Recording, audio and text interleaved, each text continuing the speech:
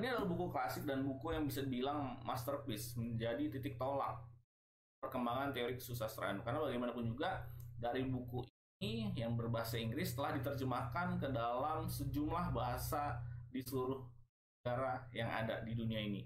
Ada Jepang ya, ada China dan lain-lain. Dan yang memang jadi akhirnya menjadi buku babon rujukan utama.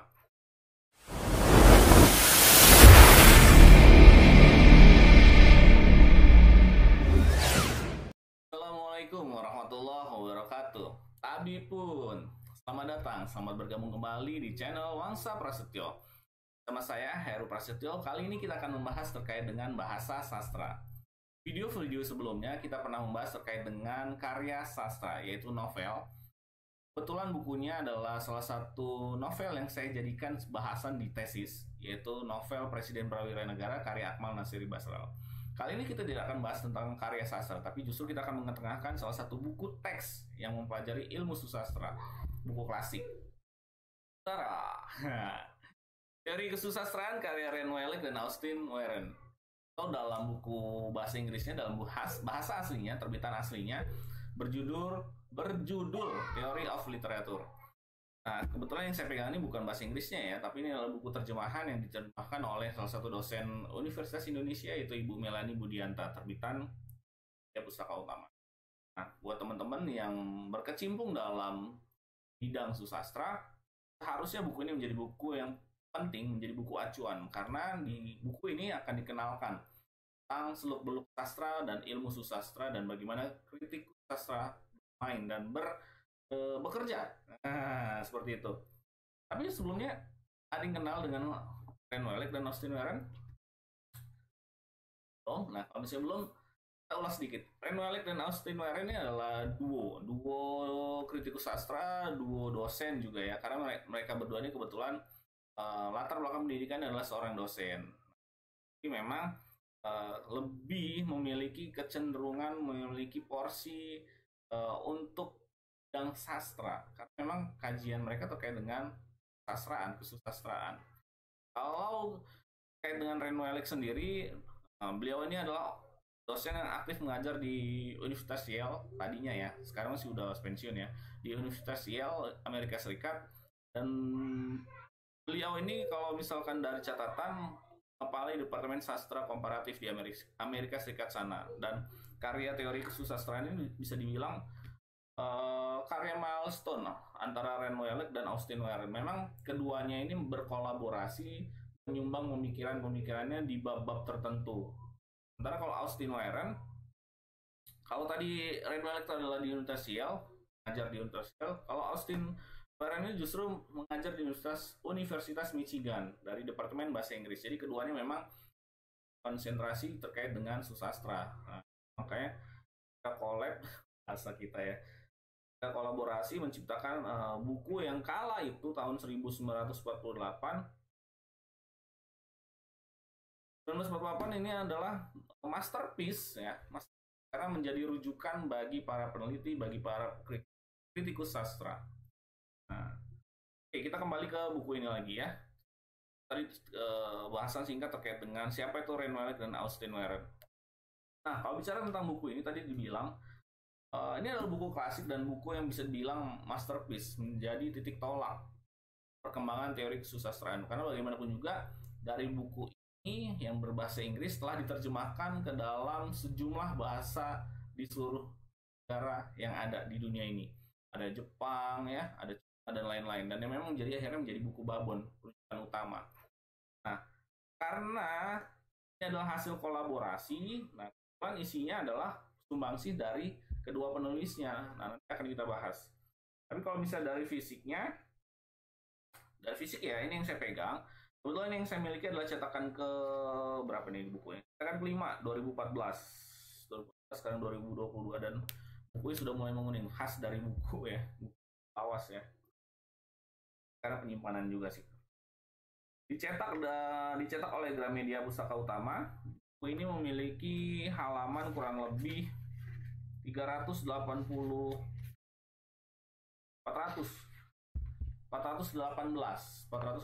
halaman dari sekian bab. Nah, dari berbagai bab itu tadi itu merupakan sumbangsi dari kedua penulis. Nah, ada beberapa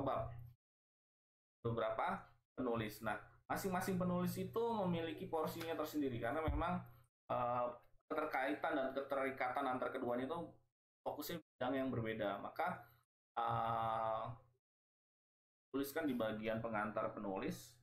Akan pertama 1 Mei 1948, Reno Elek itu bertanggung jawab untuk bab 1 sampai 2, 4, 7, dan sampai 14 dan 19. Sementara Austin Warren sisanya itu bab 3, 8, 15 sampai 18. Banyak bahasannya, tapi walaupun ada 19 tema yang tadi dijelaskan dibagi antara dua penulis tadi, di dalam buku terjemahan ini dikenalkan menjadi 4 bagian, yaitu definisi dan batasan, penelitian pendahuluan, studi sastra dan pendekatan ekstrinsik, lalu yang terakhir adalah studi sastra dengan pendekatan intrinsik. Jadi ada 2 ya, ada ekstrinsik dan intrinsik. Tapi memang kalau misalkan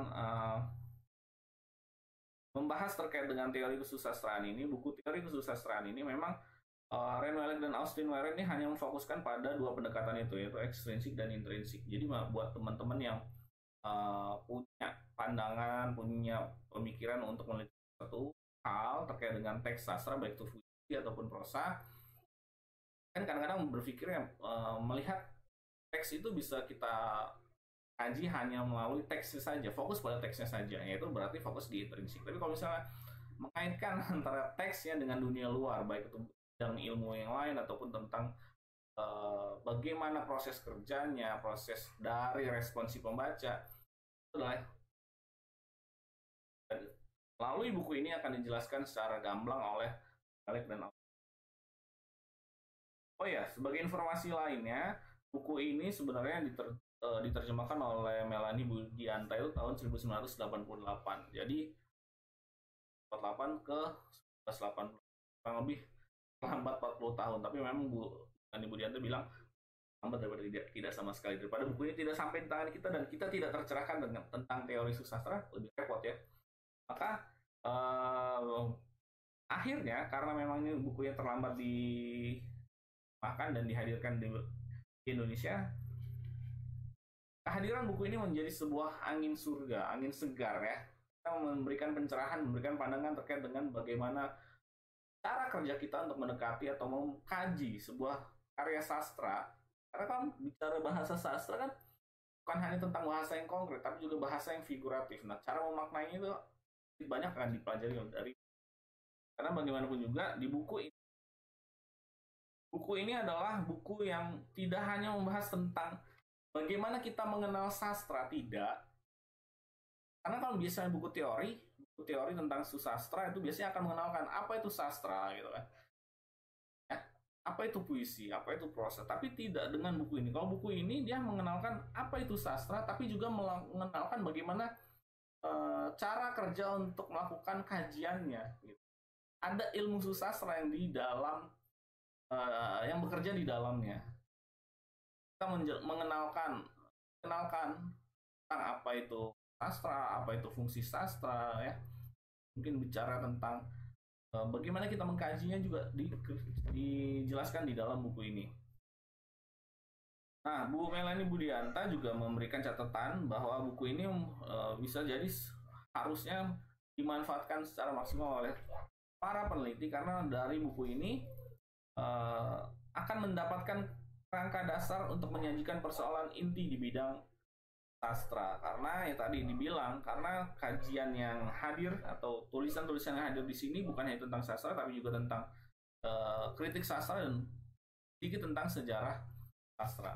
Oke, kita mulai membahas sedikit demi sedikit terkait dengan subbab yang ada di dalam buku ini.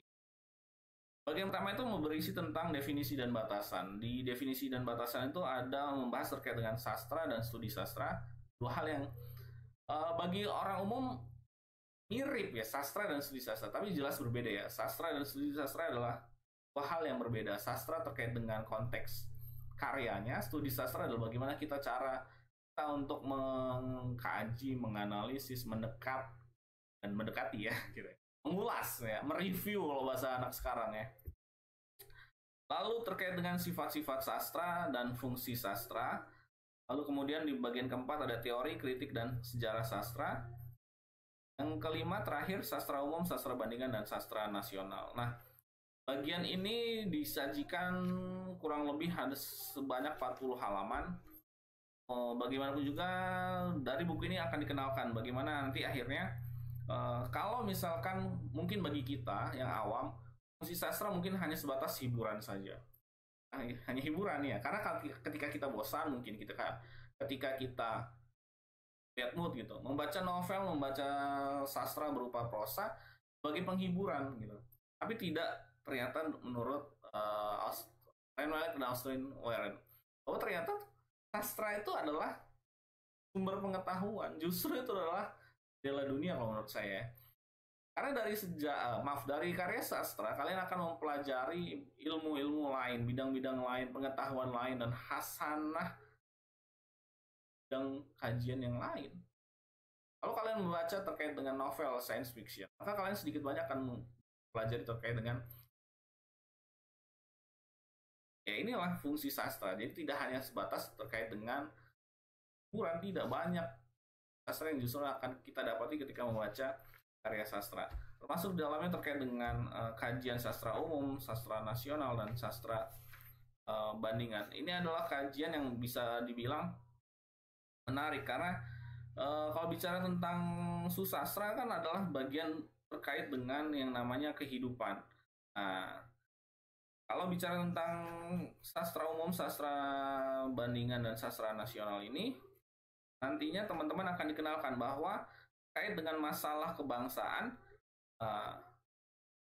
kadangkala dipotret secara jelas melalui sebuah karya susastra. Maka terkait dengan sastra, maka nanti kalian akan melihat bagaimana sih perbedaan antara sastra umum, sastra nasional, dan sastra bandingan, dan bagaimana peran sastra dalam lingkup sejarahan bisa jadi seperti Untuk mengetahui lebih jelasnya bisa dibaca di bagian pertama terkait dengan definisi. Berikutnya ada penelitian pendahuluan, studi sastra, dan pendekatan ekstrinsik.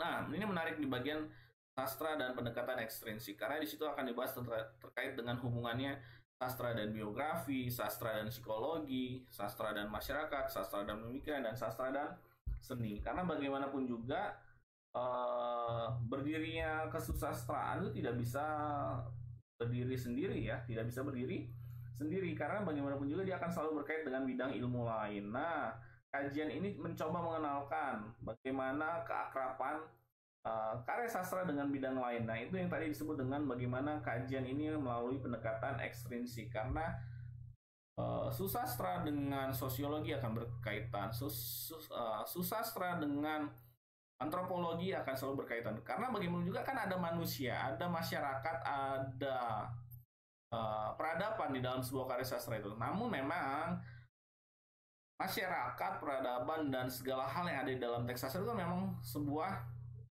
imaji, hayalan, rekaan. Tapi kan itu semua bisa kita analisis. Maksudnya apa menghadirkan hal-hal tersebut? Nah, melalui kajian dari pendekatan ekstrinsik ini akan kita cari, akan kita ulas, akan kita kaji. Maksud dari si penulis ini apa? Apa yang ingin disampaikan? Inti dari pendekatan ekstrinsik adalah mencoba mengetahui, mencoba menyelami, dan cari apa maksud dari tulisan si pengarang berkenaan dengan bidang lain di dalam sastra itu sendiri. Nah, lewat apa? Bisa lewat berbagai ilmu atau disiplin yang ada. Lalu bagian terakhir, nah ini bagian terakhir adalah bagian yang khusus didedikasikan terkait dengan pendekatan intrinsik, mulai dari modus keberadaan karya sastra, efoni, irama, dan matra, gaya dan stilistika, metafora, simbol, mitos, ragam fiksi naratif, genre sastra, penilaian, dan sejarah sastra. Ini menarik, mengapa? Karena gaya bahasa ataupun stilistika dikaji dalam bidang ini dari bab ini, pendekatan intrinsik. Ya, seperti kita tahu, bahasa sastra itu berbeda dengan bahasa keseharian. Kalau bahasa keseharian kita bilang bahwa kamu jelek ya harus dengan kata-kata kamu jelek. Tapi kalau misalnya di sastra mendefinisikan kata kamu jelek atau ingin menyampaikan kamu jelek kan tidak bisa sefrontal itu, harus dengan bahasa yang kuratif ya. Ya bahasa yang seindah mungkin seperti itu. Termasuk juga ketika kita ingin mengkritisi suatu pemerintahan kan tidak harus secara frontal, tapi juga dengan permainan kata itu bisa dihadirkan. Bagaimana akhirnya Hairil Anwar melahirkan banyak kata dalam puisinya hanya untuk mencoba mendeskripsikan kondisi sosial kemasyarakatan yang ada di Indonesia. Itu menarik. Dan itu tidak bisa kita maknai secara makna referensial. Karena di sana banyak peristilahan, banyak metafora yang harus kita maknai. Karena maknanya itu tidak bisa sekaligus langsung tampak. Justru dia maknanya tersembunyi dan harus kita cari dan harus kita pahami. Nah, lewat buku ini kita akan tercerahkan bahwa banyak pendekatan, ya ada 2 pendekatan sebenarnya yang dikenalkan dalam buku ini, intrinsik dan intrinsik, dan itu keduanya bisa kita gunakan secara bersamaan. Jadi kalau misalkan baru masuk, ya makanya kalau misalkan ketika di bangku kuliah biasanya buku ini akan dihadirkan bersama di masa-masa awal, di semester awal atau di tingkat awal di tahun pertama, karena memang materinya adalah materi pengenalan, materi dasar, materi pokok, belum terjun untuk mengkaji terkait dengan kesusastraan, karya-karya sastra yang sifatnya kompleks, ya dikenalkan dulu teorinya, tekniknya, mengenalkannya seperti apa. Nah, ini adalah buku yang apik dan saya rasa semua mahasiswa tingkat awal harus punya, dan tidak hanya mahasiswa tingkat awal. Bagi kalian yang ingin menyelami tentang dunia susastra, ya saya rasa harus punya buku ini.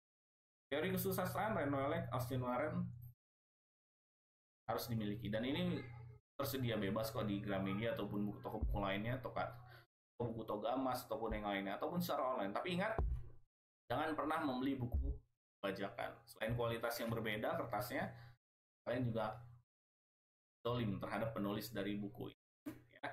Mungkin sekian itu saja yang disampaikan melalui bahasa sastra kali ini. Kita akan berjumpa lagi dengan kajian-kajian ataupun bahasan-bahasan yang berbeda, baik itu karya sastra ataupun terkait dengan buku-buku teks yang akan kita kenalkan. Terima kasih untuk kesetiaan dan kesediaannya. Saya Hairul Prasetyo pamit undur diri. Wassalamualaikum warahmatullahi wabarakatuh. Dadah.